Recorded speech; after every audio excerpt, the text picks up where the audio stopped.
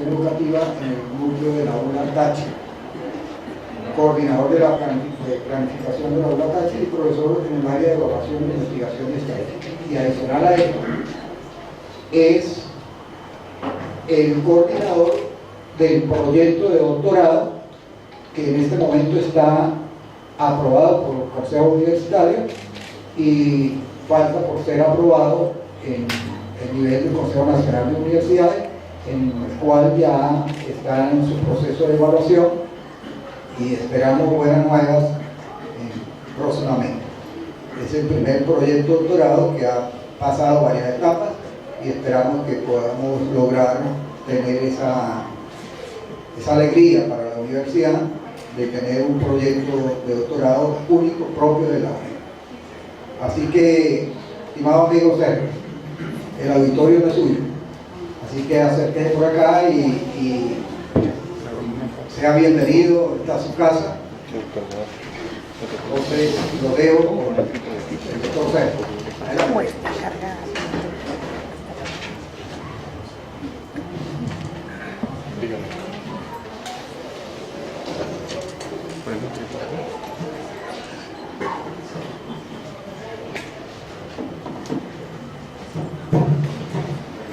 Buenos días.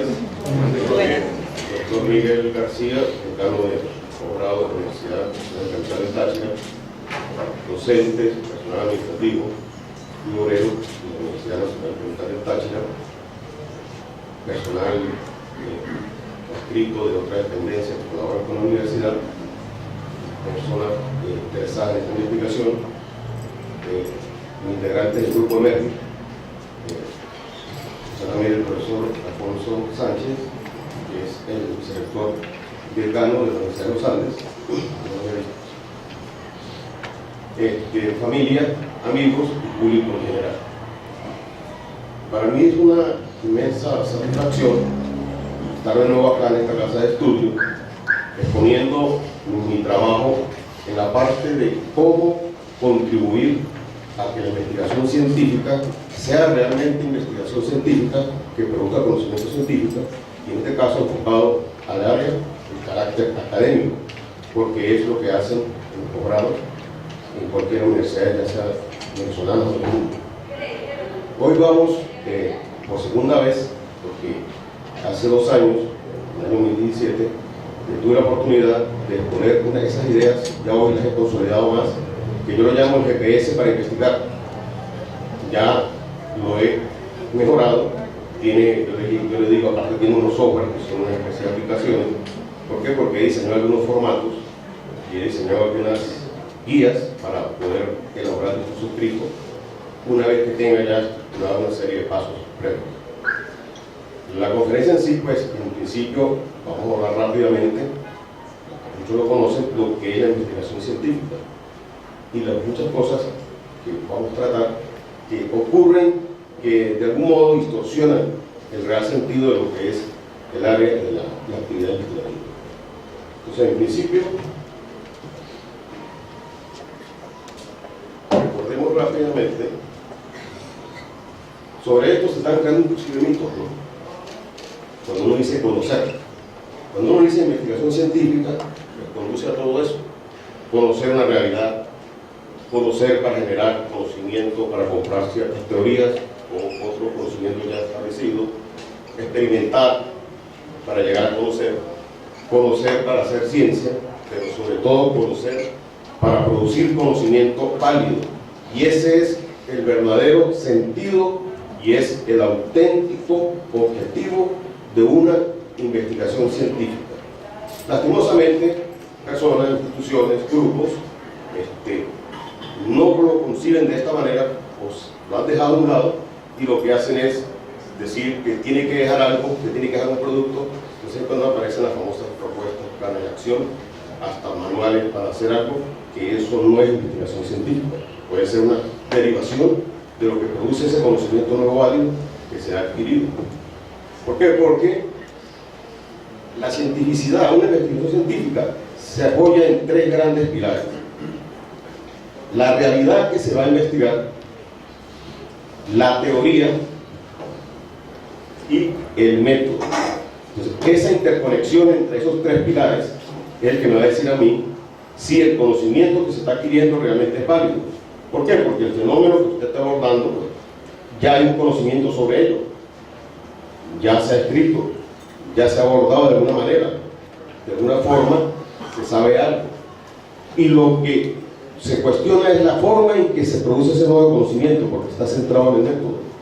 Entonces, cuando se habla de método, es esa conexión, ese ir y venir, porque lo que nos dicen muchos textos y lo que nos explican en los estudios de posgrado es que si la metodología de la investigación es cuantitativa, pues el método es deductivo, y que si la metodología de la investigación es cualitativa, el método es inductivo. Sí, en general sí, pero eso, como lo decía Hegel, no implica de que internamente no pueda haber ese ir y venir, ese desglosar hacia las particularidades y esa recomposición de las particularidades hacia esa generalidad. Eso ocurre, y cuando eso se cumple, es que realmente se produce ese conocimiento científico y ese reciclaje que todo posgrado, a través de una investigación, debería consolidar.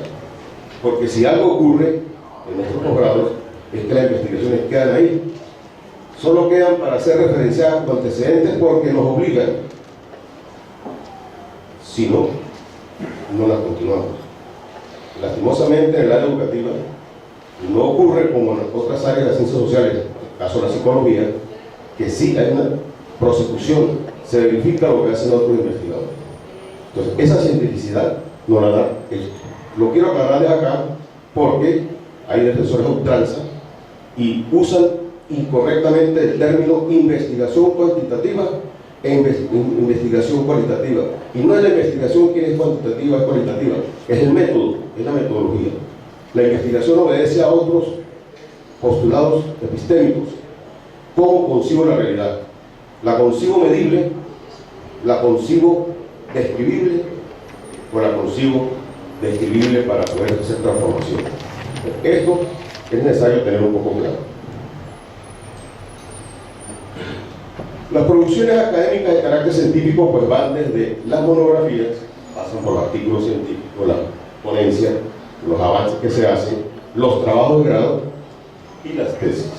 ¿Por qué? Porque generalmente están asociadas con las especializaciones, con la maestría y con el doctorado. Pero ¿qué ocurre? Que en la práctica, administrativamente, las instituciones, en el caso de las especializaciones, obligan a que se haga prácticamente un trabajo de grado final.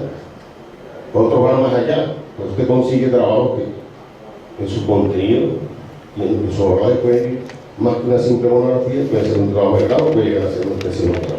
Entonces, esos son los tres tipos de producciones académicas de carácter científico en una investigación de esta naturaleza. Veamos rápidamente. En general, cuando uno aborda una investigación científica, pues tiene que tener claro estos aspectos: el fenómeno que va a abordar, el lugar, quién lo va a investigar, el tutor, el desarrollo y el conocimiento nuevo que se produce. Y eso es lo que estamos haciendo a partir de este momento. Pero, administrativamente, pues, es necesario formalizar eso en un informe. Y por eso es que ustedes le exigen un informe con toda esta serie de partes. Incluso hace 2 meses tuve una experiencia que una universidad ya a nivel de tesis doctorales dice que lo que define una tesis doctoral es un capítulo nuevo que se inventaron. Y le llaman marco ontológico, epistémico, lógico, un nombre casi que cuando los muchachos van, los estaban, no entienden qué es. Y si recordamos lo que le mostré, ese trípode, pues ahí está. Lo ontológico es con la realidad. La teoría es lo que se conoce. ¿Por qué? Porque lo ontológico es la esencia. Entonces, cuando usted aborda una investigación científica, tiene que definir la esencia de ese objeto que está investigando. ¿Qué es lo que está investigando realmente? ¿Por qué? Porque desde ese punto de vista usted va a tener la facilidad para poder tomar decisión de cómo lo va a abordar. ¿Qué es lo epistémico? La existencia, lo que se conoce. Lo lógico, cómo se procede, y lo ético aborda todo lo general. Pero sin embargo, entonces ahora veo que le agregan un capítulo y tiene que estar casi que con subtítulos. Cuando lo interesante es que en el mismo planteamiento del problema, de manera bien armoniosa, de manera bien concatenada, bien estructurada, si yo soy jurado de una tesis, al leer el planteamiento del problema, debo entender a qué naturaleza del objeto se está refiriendo, debo entender qué se conoce de esa realidad, debo entender cómo se va a proceder. Pero como hay gente que no lee los trabajos, se necesita el apartado, el subtítulo, y pues realmente a nivel internacional es la primera vez que veo ese tipo de capítulos. Pero ¿qué ocurre? Que a esto es lo que llamamos el aspecto formal, es el informe. Entonces esto es lo que lee el jurado, el tribunal, esto es lo que lee la audiencia, pero no ve esto, porque estos son los preliminares, y es lo que vamos a abordar el día de hoy. ¿Qué hacer antes de abordar una investigación científica para no andar en un limbo, en un túnel? Y esta es la parte procesual, que ambas hacen lo que es un trabajo de grado, una tesis, o lo que es en sí la investigación. Y ese es el requisito final para poder tener el grado académico. Por eso es que la conferencia se centra en investigación científica de carácter académico.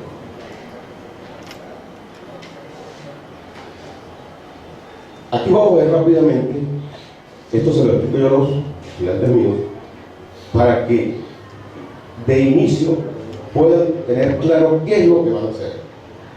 Yo les digo, existe una realidad, o sea, puede ser en las ciencias sociales, en las ciencias naturales, en el campo tecnológico, esa realidad existe, ¿sí? Y eso, sobre ella hay teoría, hay un conocimiento.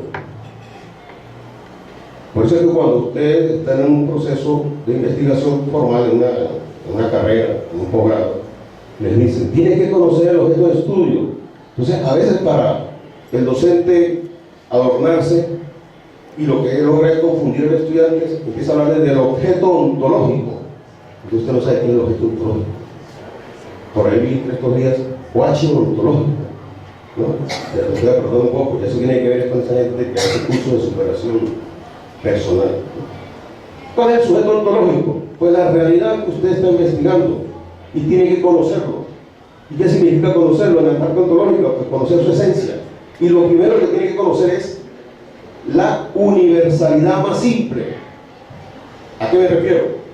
El ejemplo que siempre conozco: una águila, una ballena, una avestruz. ¿Qué son esos? Animales. Entonces, universalmente son animales. Eso es, en esencia, esos tres objetos, ¿sí? Así ocurre con la investigación científica. Tenemos que tenerlo claro. ¿Por qué? Porque la teoría que explique esa realidad, o lo que se diga de esa realidad, va a generar situaciones que sí pueden ser hechos problemáticos. Pero no es la teoría, es la aplicación de la teoría, es como interpreta la teoría y es lo que haga en la práctica. Y como estamos en una investigación de carácter académico, pues tenemos que formalizarlo a través de un problema. Por eso muchos de los profesores en los libros dicen que el problema como tal en las ciencias sociales no existe. Hay que elaborarlo. ¿Por qué? Por esto. Y ahí empieza el problema de los estudiantes, ¿no?